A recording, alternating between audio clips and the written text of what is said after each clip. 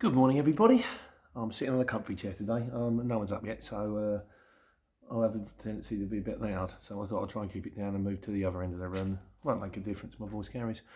Right, Sunday Q&A. Not to get through as usual. Right, first one.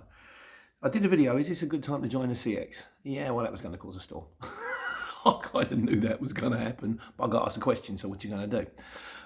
Well, basically divides into people of different categories. I've got the usual mob on there that are convinced that I'm actually working for the CX and the whole thing is a lie and complete propaganda and and I'm just sort of in it for my own nefarious means. That I've had that conversation. I don't really intend to have it again. Think what you like, it's a free country. But one guy did cause some interesting comments, which is called Scouse Dennis. Obviously not my favourite. He's not my favourite person. I'm not his favourite person in the world.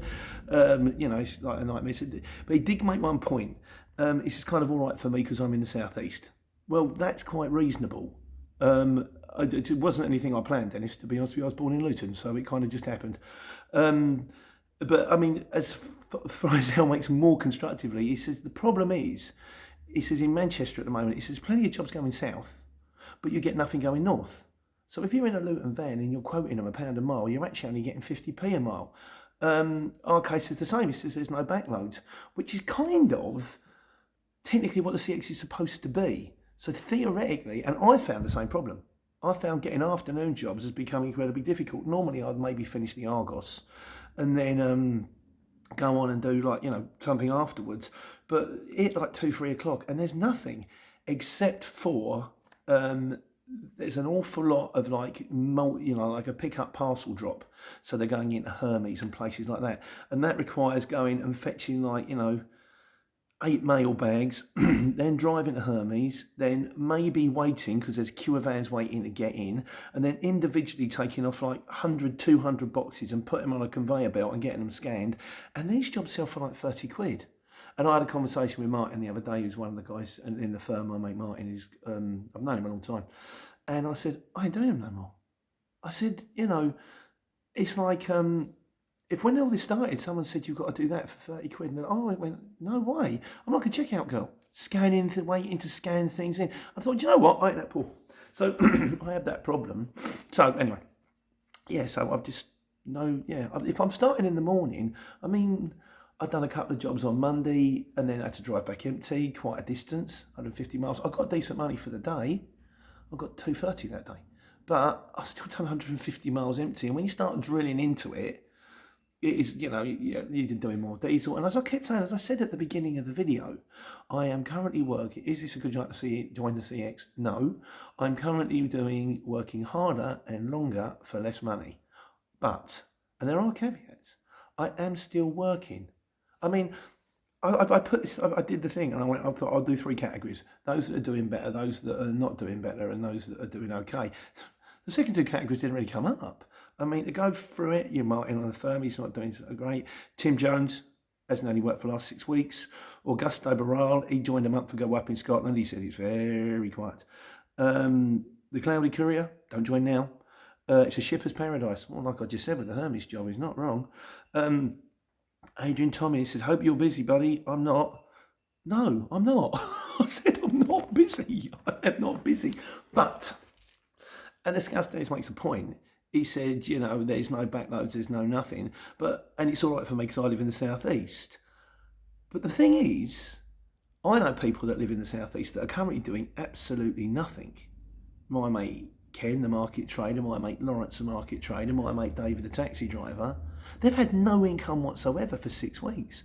When I was a market trader and things were taking a dive, I went out to work Bletchley all day for 12 hours and I'd take 150 quid. Off that, you have to take your stock. So I'd say that's half your money, it's £75. £25 rent, you're down to 50 quid and £10 worth of diesel. I would go to work, I mean, you hoped you were going to take more than 150 quid, but on average that was what it is. And I would go to work all day for 40 quid. But the problem is, what else was I going to do? It was either that or sit home. Don't get me wrong, Wednesday, Thursday, Friday, Saturday were better days. Or I could have had 3 days off. But the way I figured it's 40 quid's 40 quid. If it pays for a third of the, half the weekly shop or a third of the weekly shop. I'll go to work if I'm bringing stuff in. So it's a question of how far you're going to go. I mean, it is tough. Yes, it is tough. But I'm not going to turn around and say, it's rubbish, because I know people out there that are worse off than me. It might not be great at the moment, but I'm not going to presume that because it's not great for me, then that I'm terrible. That's a terrible situation. Not when I know other people that will. If I turn around and say I'm earning half what I normally make in a month, they'd say I'd love to earn half what I'd normally make in a month just to get out there. And of course, maybe sometimes we're making a bit of difference. We're supposed to be keeping the country going, so it's what it is. Is it a good time to join? No, but I don't presume that there are people out there that actually would be better off. But I'll give you my honest opinion. I'll do the videos. At the end of the day, you make your own choice. And there's one guy, my hero, Jason Burke. Because when Jason started all this, when this lockdown came in, he got made redundant, despite the fact he was working for the NHS. He was delivering Jason, I apologise if I've got this wrong, mate. I think he was picking up records and stuff like that. And they said, well, they laid me off. And I went back. I haven't spoken to him. If you ever want to ring me, please do. 07970 723 884, Monday to Friday, 9 to 5. I'd love to talk to you. And he said, I want you for the NHS, and they laid me off. He said, but as a result of which, he's gone out and found himself another contract. And he's doing, I don't know, better, or he's happier, or something like that. And he's of the opinion, as I genuinely hope you're right, mate. I really do, because none of us know how this is going to go. None of us know how it's going to go when it started. None of us know how it's going to turn out. He said, but as a result of which, how many people are going to turn around and say, we don't need the office anymore, you can all work from home? Or they're going to go, I've never bought home deliveries before, but do you know what, this is so much easier than going shopping. I'm going to carry on with home deliveries. As a result of which, when all this is over, some more stuff might need to be delivered, which means more work for us. So I'm really hoping that, okay, we'll pay the price now. You're working on half money now, but when it all goes over and everything goes ballistic, I can start quoting time and a half. And they'll pay it because they need us. I genuinely hope. I don't know how it's going to go. Watch this space, I suppose. But really, Jason, my hero, well done you. Oh, and finally, one last thing. After all of that, after I've said, is this a good time to join? No, it's tough out there. But I don't presume to know your current situation, and I'm not going to patronise you. And you might say that half is better than nothing. You take the choice. Chris C says, if you're currently on universal credit, and you're thinking of joining, there's this thing called the New Enterprise Allowance, and they'll take you off the universal credit and they'll help you write a business plan, and it's some kind of loan thing. I know nothing about it, but if you're thinking of joining it, that might be the way forward. Right, that's that. Paperwork. Leighton Horton. Oh yeah, I had that thing, didn't I, about where I went in, and then after I'd done the job 2 hours later, they phoned me and they said, you haven't used the customer's paperwork. We need the customer's paperwork, otherwise we don't get paid. Lee Horton says, he said, they're not putting a fast one. You should have phoned when you didn't have the paperwork. Lee, I believe you're right. Like I said, I've done work for these people before. They've been fine. There's no worries. I think I messed up. But the thing is, you're running so fast all the time to get jobs done, and and every job is so different. By the time you stop and read the notes and do this, and I know I am going to make mistakes, but I've done the same thing for, say, over 2,000 jobs, and this is the first time it's ever pinged up. But there are a few things that I could do that that can maybe change the situation. So yeah, you're right. I don't think Jason Burke says it's a small job. It probably isn't going to make a lot of difference. No one's going to make it. It's £39.50. It didn't take me long. It took me about an hour. So, but no one's going to kick off massively over this kind of dough. And then Jason says, read the notes. Yes, I know I'm supposed to read the notes. I don't claim to be any good at this. Well, I don't claim to be perfect. I'm not bad, actually. Philip Egerton says, the customer bears some responsibility. Now, I thought about this, because I was in the office chatting to the guy. So he's not actually a friend of mine. He's a friend of a friend. He's a friend of my mate Lawrence's house. I never met the bloke before, but I knew enough about him because Lawrence spoke about him to go in and have a 10-minute conversation with him. And you might think during that 10-minute conversation, he might have said, oh, by the way, you need to take this paperwork. But I guess we were chatting. So, but yeah, and it would be also from the shipper's point of view, and it has happened to me before, normally if it's that important, I'm not trying to attribute blame here, but normally they'll turn around and go, oh, and on this job, make sure you use their paperwork. So, there's lots of things that we can, that's a good note to shippers, note to me, all that kind of stuff. As Paul Wilkes and Danny Boy say, could you just call the customer and get him to scan it and send it over? Well, I could do. I won't get a signature on it because, or you could pop in next time you're there. This actually happened to a friend of mine, my mate Daniel Grumber. He phoned me and he's a lovely chap. I'm still jealous of his van. I mention that every time, don't I, Dan? And he said they did a job out of iTab, and it was his brother-in-law doing it, and he had to take some. And normally with the iTab, you take them to Tesco's or you take them to the Waitrose, and then they give you the paperwork, and you get the signatures, and then you just send it back in. You get two, one for them, one for you. But this particular one, it was going over to Jersey, so we had to take it down to a shipper, and the shipper was in Portsmouth or something like that. And he took it to the shipper, and the shipper said, I need both copies of paperwork because I need one for me and one for the customer when it gets there to Jersey. So the guys give him all the paperwork and just got generic paperwork scanned from his own just generic POD. Sent it in, and the bloke says, I can't pay you without the paperwork. And this was an expensive job. This wasn't just like, pop it round the corner. It was Hemel Hempstead to, like 5 pallets, Hemel Hempstead down to Portsmouth late at night. So what he did in the end is he phoned the shipper in Portsmouth and got the shipper to fax him through, or to send him through PDFs of the scanned paperwork, put that over to the shipper, and then that sorted everything out fine. It depends on how far you want to go. It's like parking tickets. Back in the day when I used to get parking tickets, and this was days before email and stuff like that, I'd write them a letter, they'd write me a letter, I'd write them a letter, and then, and eventually I might get off the ticket. But then I actually drilled down into it and would think, I've done 10 hours work and 10 lots of posting here.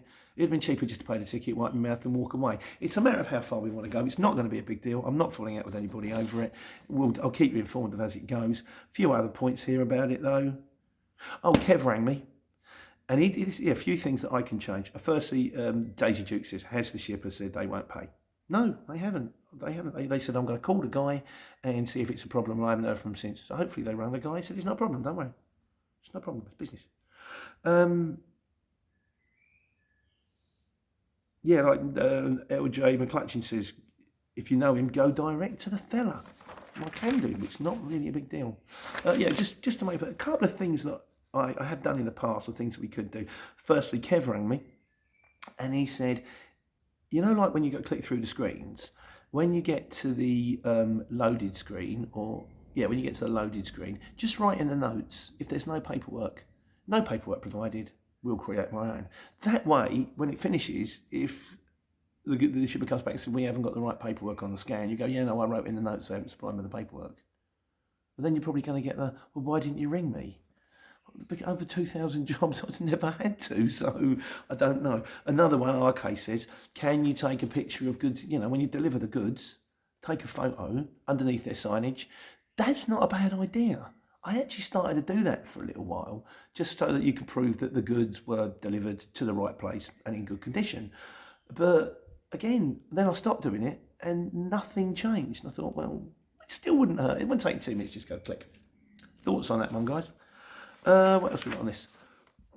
Mark Lachlan carries a printer in the van, so he can actually print off the customer's paperwork. Again, not a bad idea.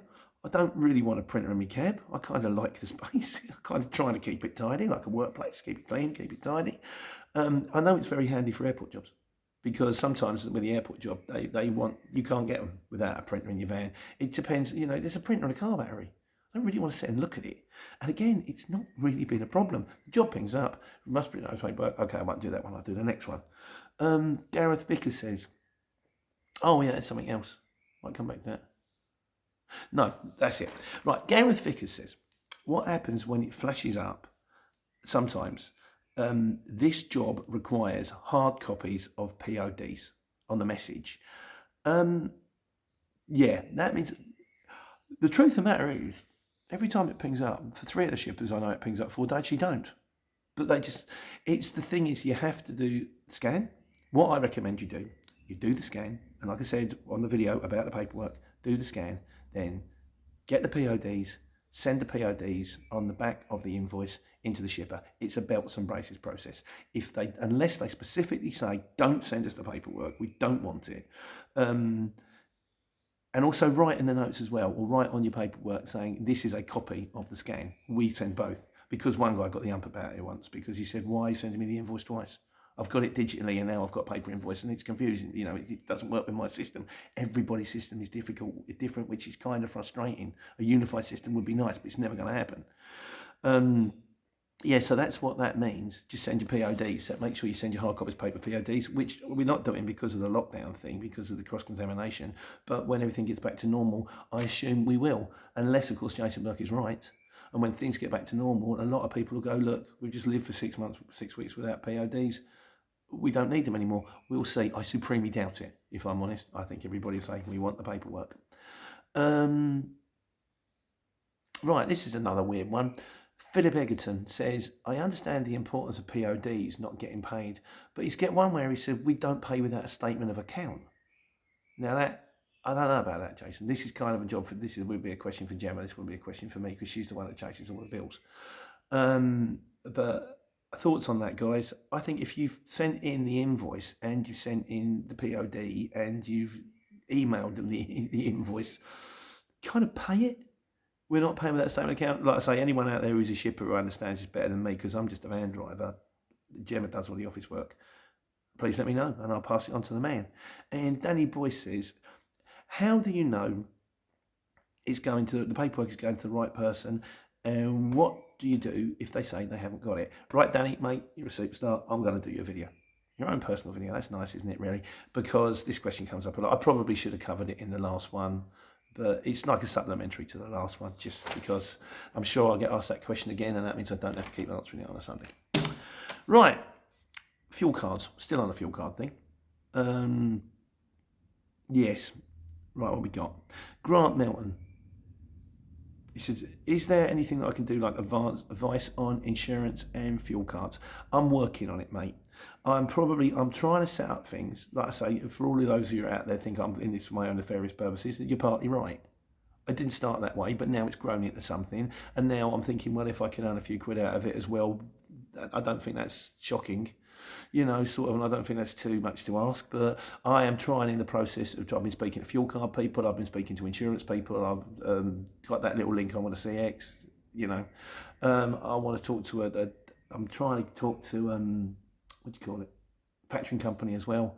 And the thing is, if any of you guys do sign up and you sign up as a result of going through my website, hopefully I'm going to get some money out of it. So all of you people that think I'm not actually just doing it just about the kindness of my heart, I'm actually in it for the money, you're partly right, actually. Yeah, it didn't, you know, makes you feel better. There you go. But at least I ain't lying to you. Yeah, so I'm going to do some videos on that, probably when hopefully this all ends up, and maybe, like I say, I'm only going to plug the people that I use anyway. And they're probably going to give you the same deal as they would anyway, just I get an introductory fee. So I think it's about 50 quid. So, well, it hasn't happened yet, but I will get around to it when the lockdown's over.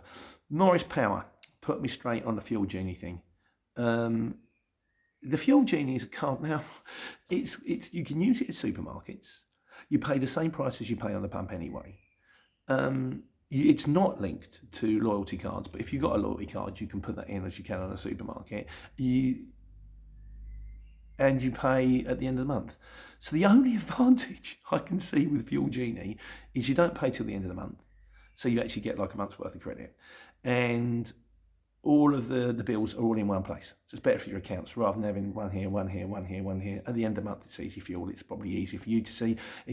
I've got to be honest, mate, I want a bit better than that. I want a cheaper price. I want to use fuel that ain't supermarket fuel because it's supposed to be better. It's supposed to make my engine run longer. I don't know. But yeah, if that's the way you want to go, guys.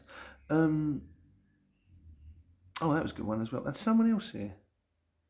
Yeah, he said, I can't remember who it was.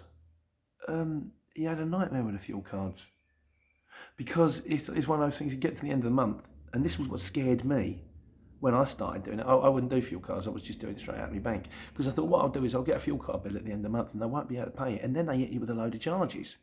So whichever way you go with fuel cards, be careful. But at the end of the day, it's all up to you guys. This fuel card thing is still work in progress. But there is one. Oh, this was one good thing as well. Brian Henderson. There's an app out there. It's called Petrol Prices Free UK. Oh yeah, sorry, it's Tim Johns who paid on a fuel cards, mate. Sorry, Jones. There's an app out there, Brian Henderson. It compares the petrol prices over the UK and stuff like that. There's an app out there. I've downloaded it, mate. I've stuck it on the front of my phone so I don't forget it. I'm going to give it a spin, see how it goes, and if it's worth, if it's worth passing on. Thanks very much. Anyway, thanks for passing it on. Right, miscellaneous. Finally through the miscellaneous. Callum Warren said, "What membership is best? Should you get the starter package or Pro, which shows live maps?" Mate, I don't know. I joined 2 years ago. If it was me, I would say start with the starter package because you can always upgrade. I'm guessing they'd probably, if you go to Pro and you want to go down, I think it'd be harder. I'd start with the starter package, use it, and then ring them up and go, is there any chance that I could try Pro for a little while to see if I'm going to use it, like a trial period, then try it again and see if it's worth the extra dough. I don't know, mate. It's the short answer, sorry.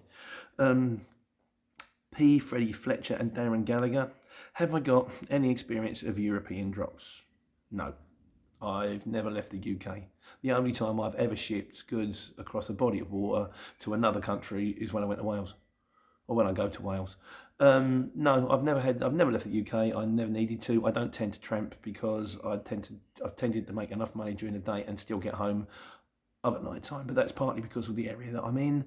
Other people out there might have more experience. Can't help you with that one either. So if I ever do get abroad, and I've been looking at O's again, I'm still tempted to get a truck.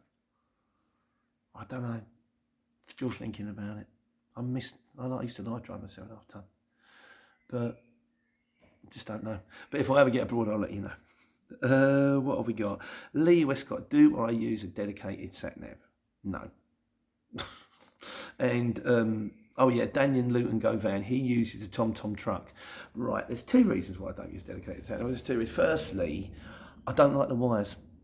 You can have a sat nav stuck on the windscreen, and you can have the phone stuck on your dashboard, and then you can have your iPad there, and you can have the CX on your iPad, and you can have CX on the phone, and you can have the sat nav there, or you can have Google Maps over there and TomTom over there, and I don't like the wires. And secondly, these things are brilliant.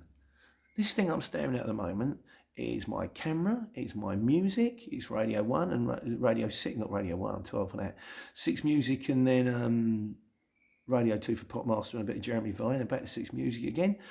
It's my audiobooks, it's my podcasts, it's my sat nav, it's my CX, and the whole thing just works. And it sits on my dashboard, and there's one wire that goes down the charger. And there is the time I get caught by a low bridge. But I like Google Maps, and Waze is my favourite, and if I don't use Waze, then if Waze comes unstuck, I had one the other day on Google Maps where it sent me on the first Argos drop, and it told me it was in the middle of the A1. Well, it actually went, you're driving down the A1, the house is over there. Brilliant. What am I supposed to do? I'm on the A1. So that was a bit, they don't always work, but then I don't know if the paid ones will, and I'm just too mean to pay for them, is the honest thing. So while the free ones work absolutely fine for 99% of the time, don't really feel the need to change. It's the same with the Dell Mate thing. One of the guys said he started on the Dell Mate. Sorry, mate, if I've got you down there, I'll repeat myself. And he said he's doing the Argos. He said, but Dell Mate's free for the first month. So it helps you find the postcodes and stuff like that. And in a month's time, when they want to start charging me for it, I won't need it anymore. If you want to go down that route, feel free. But like I say, 99% of the time, I'm getting there and I'm getting it done. So I don't really feel the need to change. Matthew Cartwright. Can you get just work at weekends? I wouldn't recommend it, mate. No, I would say most of the CX work is sort of 8 till 5, 8 till 6, Monday to Friday. There is the odd job at weekends. There is the odd job on evenings. I'd never recommend it. If you're just going to buy it just for the weekends, I wouldn't go that route. Just my opinion. Some people disagree. Some people do work weekends. There's airport stuff at weekends, but if you want my personal opinion, wouldn't do it. TML, company names on vans. Mate, I'll do you a video. It comes up a lot. It doesn't. There's one of those questions that doesn't require a video, but comes up a lot. I'll do you a video. James Rowan, have I ever used return load? I find it painful. I find that it starts picking up jobs. And I just, why is it telling me this to here? Why is it telling me? What I tend to do is when I get within, when I get within, like with the radius, I tend to look about 10, 15 miles before I get there and hopefully see if a job pings up. Or sometimes if I can, there is a way you can, well, if I can, I'll try and find a job coming out of that area, because we show vans all over the country, like, so if one of our vans is actually in the area I'm going to, I can see the jobs around him too. So, and also if you go on the desktop, you can actually specify, which you can do from your phone, you can actually specify an area. So that's worth doing as well. But no, I don't tend to use return loads. I tend to drive up there, look for the jobs that are coming up on the way up, and hopefully one pings up. If not, when I drop off, because there's always the other fear that you're going to get there and you've booked a job coming back, and then suddenly the job that you've got gets refused and you've got to send it back, or then you've got a 2-hour wait to get in, and then you go, I've booked a job coming back and I haven't got this one off yet.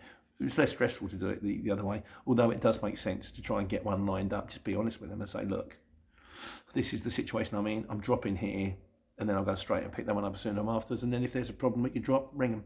But no, I don't tend to use return loads.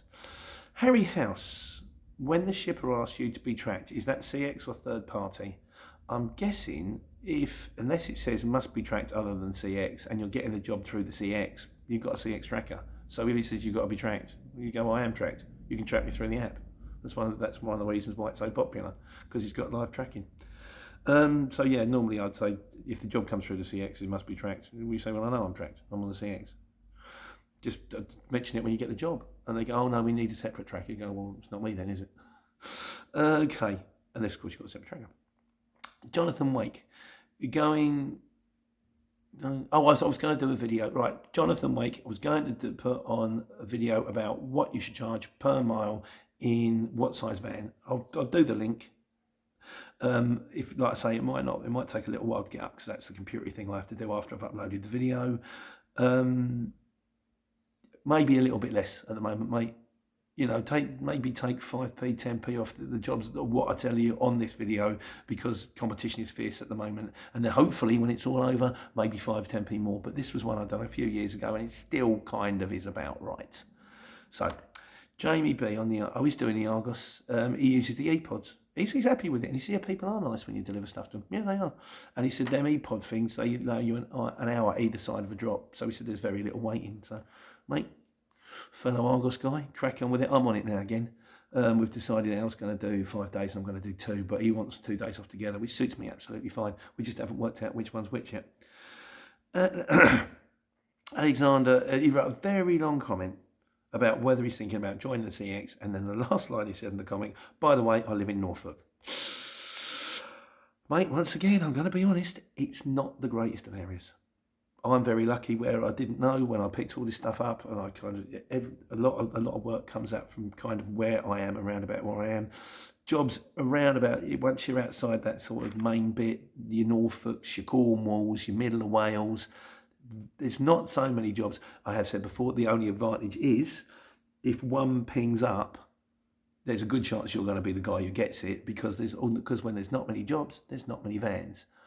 But having said that, would I do it if I was you?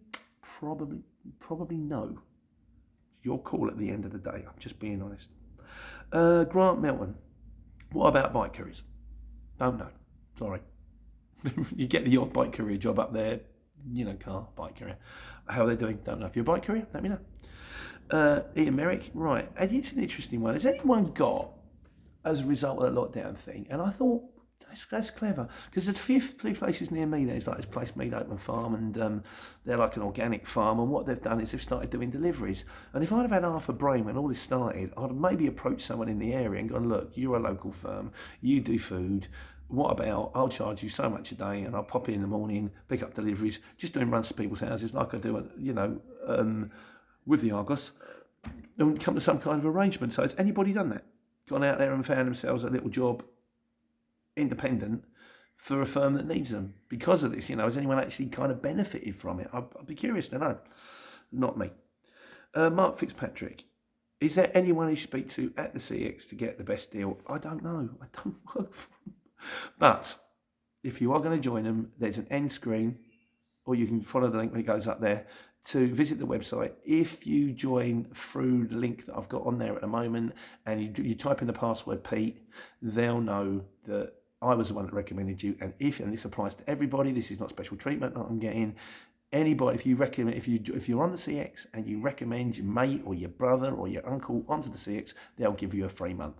And because I'm on a different subscription to you, I won't get a free month. I'll probably get the monetary equivalent of it, theoretically. It hasn't happened yet, but as I said earlier on, I am trying to build this into something. Hopefully it will one day. So yeah, if you are going to join, mate, if you fill in the details, send them the email. Trust me, someone will ring you back. And also, they'll know that you watch this channel. So they'll know you know the SP, and they won't be able to just sell you some flannel. They'll know, I think it's about 600, 650 for about the first 6 months, and then you can pay monthly, or 1250 for the year. It was a lot less when I joined 2 years ago, but then obviously they're going to charge what they can. So, but yeah, if you are going to join, do me a favour if you would, please join via the link. Thank you. That's that lot. Oh, well, on the last sheet, I'll be pleased to know it gets long. I'm thinking of splitting Sunday Q&A into two. Maybe doing some of it on a Sunday and doing some of it on a Wednesday, because I'm sure that you've got better things to do with your Sunday mornings and watch me prattle on. But we're getting near the end. Right. Yeah, we're on the phone. Danny Boy is looking forward to McDonald's reopening. And there's, what's his name? Jason Burke says, imagine the size of the queues. I don't use McDonald's. I've got 2 flasks. I make cup of teas in the morning. One in each, 2 little sort of tiny tippy flasks, and I have squash. A, because I don't want to stop, and 2, because I'm too mean to pay for coffee. Harper Valentine says, do I miss the Chisits? This was on Do You Miss Going Back to the Market? Do I ever miss the markets? Do I miss the Chisits? There's a video. Yeah, I did a long time ago when I was on the markets. There's also a video I've done which I noticed, and I didn't notice until a couple of weeks ago, about sort of how to count to 10 in Cockney, and I'm not a Cockney, I'm from Luton, and how to do money, and it's got like 7,000 views. So there might be some more of those coming up, just because they get a lot of views, and that's kind of what this YouTube thing's all about. So if you do get them and you're not interested, just flick it. And I might be enrolled in my mate Dave the Crisps on that one as well. He done a video for what if I put a link up? He done a video for Make Some Noise for the NHS. If you fancy watching it, and I can put a link up, his name's David Winter. He's got his own channel, and he's the nicest person I've ever met in my life. He's a good friend of mine. So, anywho, right, what else have we got here? Oh yeah, Alan, hello mate. This is my business partner, and Grant Melton. Why do I keep saying dilemma? Right, I watched this. One of my podcasts is it's the Kermode and Mayo film review.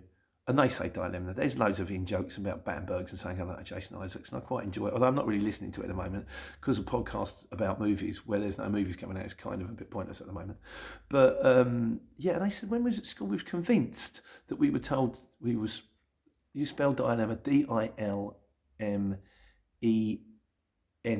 but it's D-I-L-M-E-M-M-A. We're convinced it's dilemma.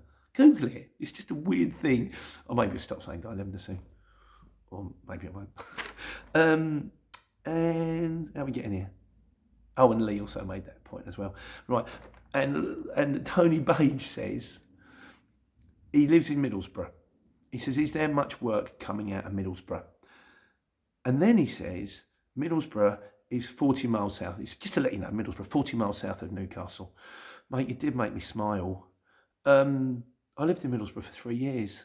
When I was a kid, when I was 18, I went to Teesside Polytechnic. I did a degree in public administration. It was a waste of time, wasn't it? But I did have the time of my life. It was fabulous. I was 18. We were young. Beer was cheap. It was just collegey thing, and I love Middlesbrough. It's kind of, they're lovely people. It was a nice place. I was curious to know whether Fatso's is still on the high street, whether the Polly is still there, whether the Star and Garter pub is still there. If you're watching, please let me know. Are there jobs coming out? There are jobs coming out of the northeast. They're not as many as where I am, but you're not too bad. You can get stuff out of Borough, you can get stuff out of Stockton, you get stuff out of Newcastle. You can drop down and get the odd one from York, or you can get the odd one from sort of Durham, odd one. They're not as many. There's always a possibility of tramping. I would say it's not the best area, it's not the worst. There you go. Right, and so in conclusion, Yorkshireman's Daily Grind says, I think things are going back to normal. He said, with a bit of social distancing, they're not going to take a long time to get back to normal, but they're starting to now. We're talking about opening things up. We're talking about maybe businesses that have to go with social distancing. We will have to still abide by the rules, but, we can't keep running like this. That train line thing cost the country £100 billion, and people were screaming about it. That was £100 billion over 10 years. It's £10 billion a year. The lockdown is costing us £15 billion a month. If we've locked down for 3 months, it's already half the price of building the train line in 3 months, and that has got to be paid back. But you can't finance that forever. So things, obviously, the most important thing was to lock down because people's health is more important than money. But it seems to be over the peak now, and I think people have got the hang of social distancing now. So I think things will go back to normal. The question is, and as Jason Burt again says, he thinks it's going to be a changed world. And also Samantha Karaman says it's all well and good that things are going back to normal, but the question is when in 30 days, 60 days, are we all still going to get paid? Because we're all doing these jobs, we're putting the invoices out, but then are the shippers going to get paid? Are people going to get paid? And as I said before, as my mate Simple Brian says, he said the job doesn't get done until the money's in the bank. So it's going to be an interesting time ahead still, but hopefully things seem to be on the ease up. And as a final conclusion, JB and Cole Rigby say, take a break, mate, you look naked. Life's not been kind. I am going to take a break. I'm actually recording this video on Friday morning, so if you place a comment on Friday or Saturday, I won't be able to do it till next week, because I'm going to have 3 days off. I'm going to do VE day today. We've got the flags up, and going to do a bit of a sort of maybe a barbecue or something like that, and I'm just going to have a few days. I'm going to get holiday this year. The family have been furlonged for 6 weeks, so they've kind of had their holiday. They've been lying in the garden, drawing, watching TV. We ain't going to go on holiday this year. So everyone's on less money, so that ain't happening. So I'm going to have 3 days off. So thank you very much. And I'm going to take care, but not take money. And finally, Paul Wilkins, hope your hand gets better soon, mate. That's it for today. That's a long one. Like I say, that's a very long one. We might be splitting them soon, but okay. Hope that cleared it all up. And bye, guys. I hope you had, when you see this, a nice bank holiday weekend. Back to it on Monday to take care, take money.